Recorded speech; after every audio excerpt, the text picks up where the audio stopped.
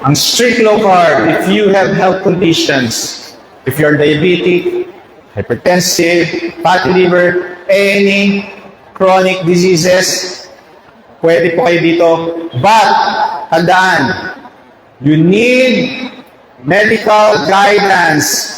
First, consult a doctor that practices low-carb lifestyle. Katulad ko. So, lahat po ng mga may maintenance, doktor lang po ang magtatanggal. Okay? Main reason, bakit nagtatanggal? Katulad ko, nagtatanggal ng gamot. Pag may nakita ako sa laboratory niyo, nagbago kayo ng kinakain, bumanda, pwede natin bawasan. Yung gastos sa maintenance nyo, mababawasan. So usually, ang strict low carb, ililess natin ng less than 30 grams ang carbohydrates ninyo. So paano yun? Tinatanggal ko po ang tinapay, biscuit, lahat ito mga process. Pansit, ako po, favorite po. Tandaan ninyo, paborito ko rin mga yan. Pero dahil gusto kong gumaling, from obese to a normal weight, dati 93 kilograms, ngayon 63 kilograms. Hindi ako athletic noon, but now, nag-start ako 40 years old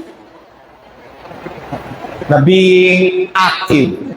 Lumalangoy, natuto akong lumangoy 40 years old. Pero nagbabike, tumatakbo ng marathon. Imagine mo, ganun ako ka-late na naging active. Okay? So, sa strict low carb, you will focus more on the protein and the healthy fats. Pagka nag-focus kayo sa protein and healthy fats, mas hindi kayo nagugutom. Pag nag-focus kayo sa carbohydrates, kanin, tinapay, pansit, mas marami siya. Every hour, every 2 hours or 3 hours, naghahanap kayo ng pagkain. Gutom. But when you do the strict low carb, nababawasan ang kain niyo in a day. I usually eat twice a day without snack. And still have the energy to do active lifestyle, to work sa clinic, masigla at energetic. Sa umpisa may mga discomfort. Okay? So, strict low carb is best for those who have chronic disease, but need medical guidance. Siyempre, yung doktor na may knowledge sa low carb. Now, you can do moderate if you are active. Sino ngayon ang nagja-jogging tuwing umaga? Nako po, wala yata. Ayun, meron. Nice. Diba? Gusto natin lumita ang tiyan. Nagja-jogging everyday. Maximum 30 minutes, it will suffer. Pwedeng-pwede na po yun. Kahit 30 minutes lang. No need for more than. Okay? So, sa moderate low carb, you can have 50 to 100 grams carbohydrates. Paano yun? You can consume 1 cup of rice per day. Much better taste sa bread, biscuit, pasta, noodles. Pag sa pansit, pansin nyo, hindi nyo na masyadong inunguya. Lunok lang ng lunok. So, nasosobra kayo sa carbohydrates. Ang sarap, di ba? Lalo na pag masarap ang pansit ninyo or palabok ninyo. Favorite ko noon, palabok. Okay? And this is the ideal for weight management and fat burning. Pwede po yan. Pag nag-focus kayo sa healthy fats and protein, ang katawan ninyo magbe-burn ng fats. Pero pag nag-focus kayo sa carbohydrates, Sa plato ninyo, halos 80%, 90% carbohydrates. Ang katawan nyo, ang susunugin niya, sugar. Hindi niya papansinin ng fats. Pag extra yung carbohydrates, may ma-burn siya. Yung hindi ma-burn, nagiging taba. Kaya bakit hindi nawawala yung mga love handles nyo dito? It's because of that. Okay? And moderate low carb is very good sa mga active lifestyle. Now, etong karamihan.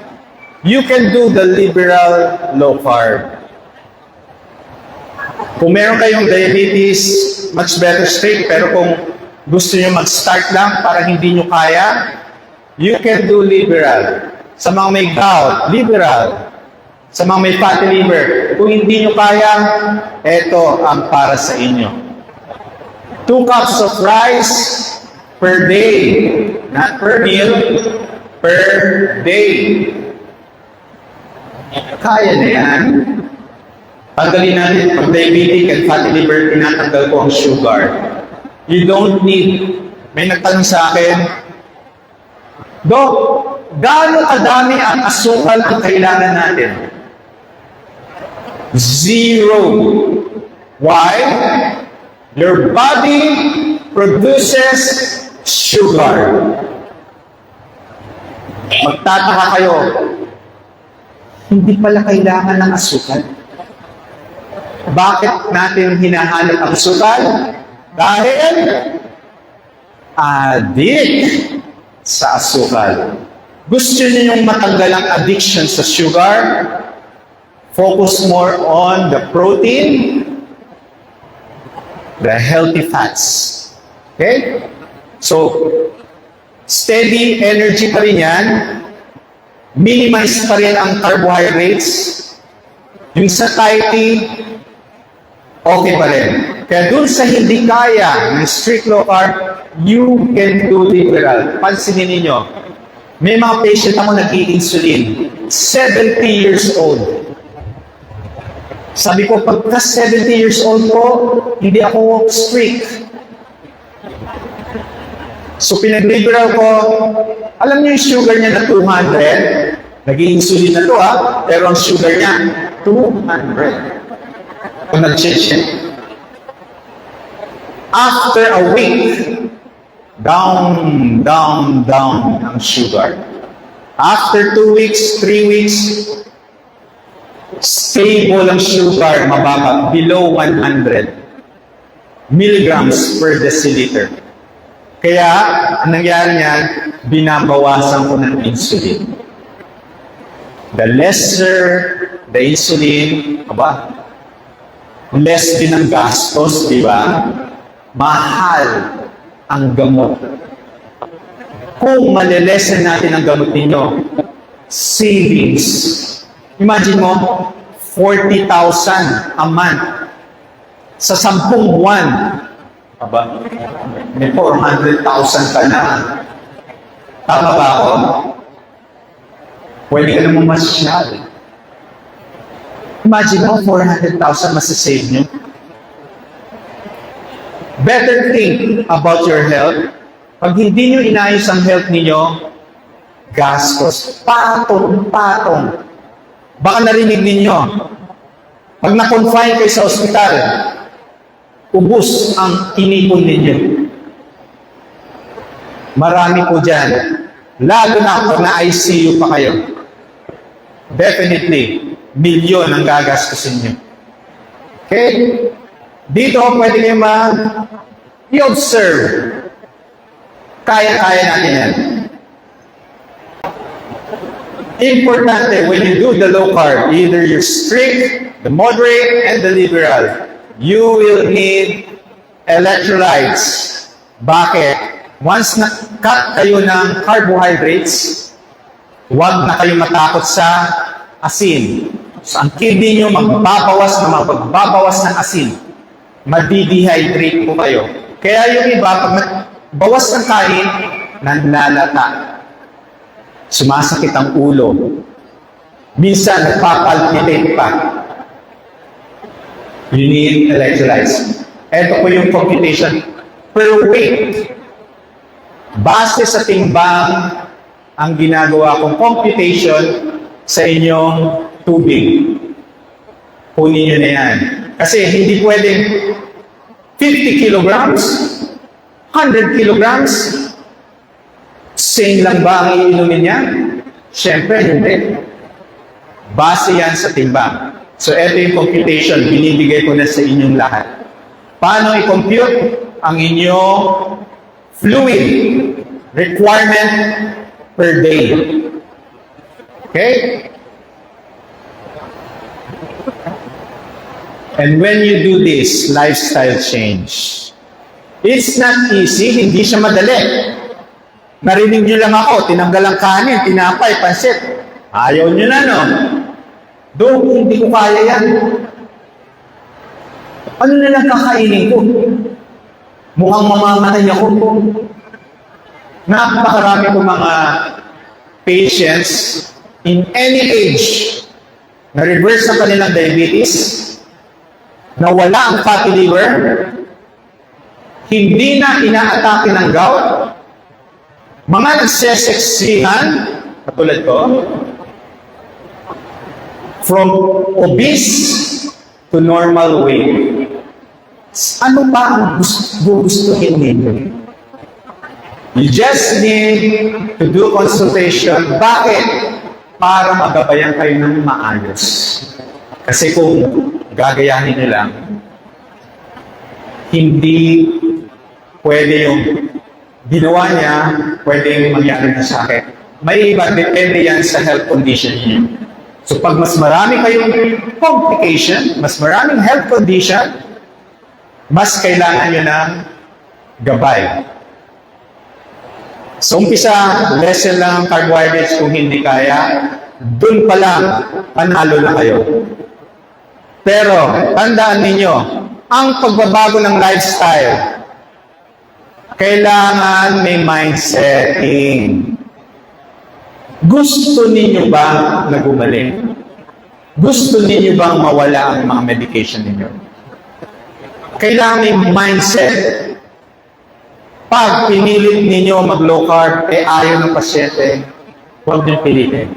Eventually, yung mga complication, lumalala. And if you want real healing, do low carb nutrition, have a therapeutic fasting, and an active lifestyle, you will be the best version of yourself. Adapt, and you will evolve. Thank you so much. Good morning.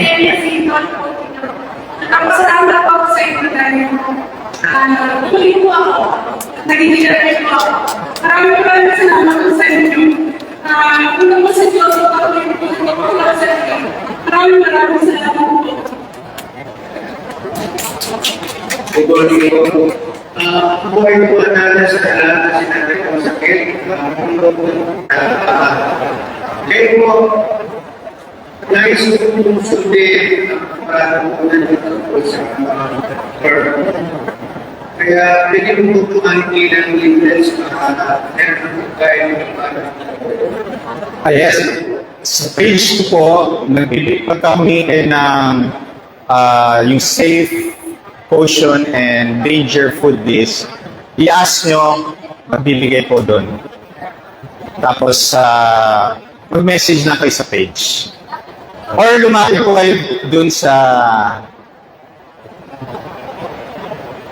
Okay. Yes po. Yung unang ano po yung health illness nyo? Alam ko nag-i-insulin eh. Wow. Basically, HP. Kamusta na?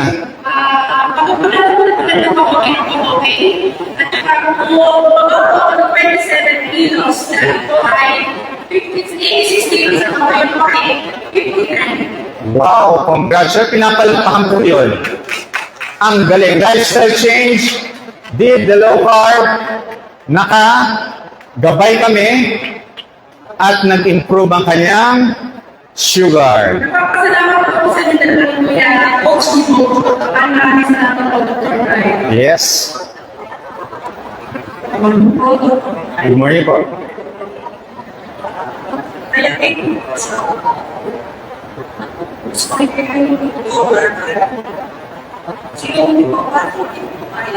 Pero gusto ko mag-lower. Okay. Meron tayong stage, may level. So yung strict, malamang hindi nyo kaya. Doon tayo sa moderate or liberal. So sa liberal, you can do the liberal. 1 to 2 cups of rice per day. Pero tanggalin mo na ang tinapay, pansit, pasta, noodles, and sugar foods, processed food. Tanggalin mo. Unti-unti, gumaganda ang sugar. Be patient, listen to your body. Pagka nahilo, sumakit ang ulo, sip your electrolytes, and check your sugar. Baka sobra na. Kasi once na nagbawas tayo ng carbohydrates, I'm sure, bababa ang sugar ninyo. So listen always to your body. If you feel some symptoms ng hypoglycemia, kumain na kayo. Check your sugar first. Pag mababa talaga, usually below 70, kumain na. Low carb food. Tataas din ng sugar. Do not worry. Sa liberal, kayang-kaya. And hopefully, mag-consult para mas specific tayo pagka ang low carb lifestyle is an individualized approach. Kasi kanya-kanyang katawan, kanya-kanyang reaction sa low carb, hindi pare-pareho. So hopefully, have a consultation.